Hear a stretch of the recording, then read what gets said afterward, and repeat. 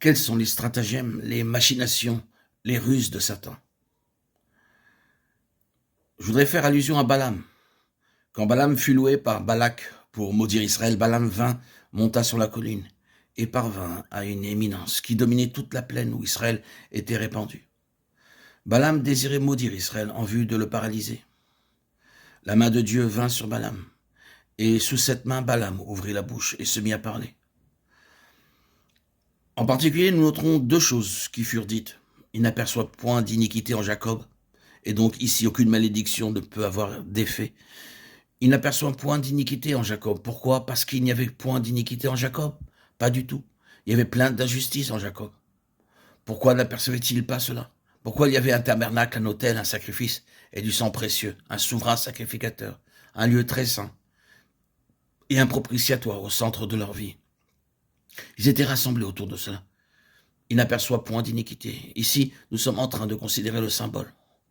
Transporté et transposé dans le Nouveau Testament, il s'agit de la justice de Dieu, qui est nôtre par la foi en Christ Jésus. Non pas nôtre de façon inhérente, mais que nous recevons en Christ. Donc la malédiction est annulée, tandis que nous demeurons sur ce terrain-là. Or, la chose suivante que Balaam a dite est celle-ci. C'est un peuple qui habitera seul, et il ne sera pas compté parmi les nations. Pas compté parmi les nations. Oh, cela est glorieux. Non seulement cela place Israël à part des nations, mais à la tête des nations. Or, s'il y a eu une chose que Satan a toujours essayé de faire avec le peuple de Dieu, de tous les âges, c'est d'obtenir qu'il soit compté parmi les nations.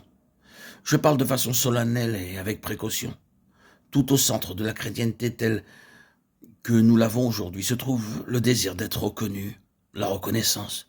Tout ce que le christianisme organisé fait est en vue de gagner de la reconnaissance.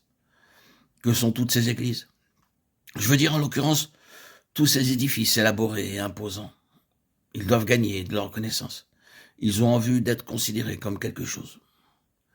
Quel est donc le but de toute la manière d'agir, de la publicité et de beaucoup d'autres choses encore? C'est en vue d'être reconnu, d'être accrédité, ici sur cette terre, d'être considéré. Oui, c'est là le triomphe de Satan.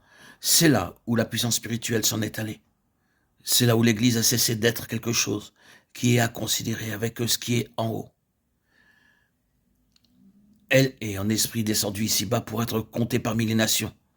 Si seulement Satan peut amener le peuple de Dieu dans une position où il est adopté par ce monde, loué par ce monde, dans des écrits considérés par ce monde, il a triomphé et a précipité l'Église de sa position céleste et en a fait une chose terrestre. C'est le principe que l'on retrouve dans tout l'Ancien Testament. Cela aussi est considéré comme le problème dans l'Apocalypse. Dieu ne veut pas de cela.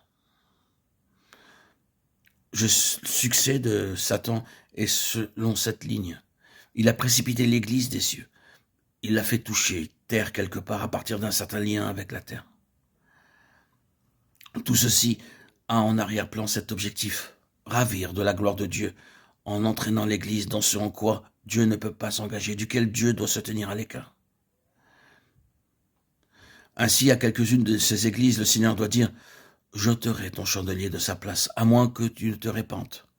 Je ne peux pas te laisser continuer, à moins que tu ne règles ceci. Tu es descendu là, tu t'es mêlé à cette autre chose qui, en principe, n'est pas moi-même, n'est pas ma gloire morale. Tu dois abandonner entièrement cela et remonter et en sortir, ou autrement je devrais ôter ton instrument de témoignage de son lieu. Il n'y a aucune justification à la continuation de ton utilisation. Tu es ici dans ce monde pour être un vase du témoignage céleste de la gloire de Dieu. C'est là le but de l'Église.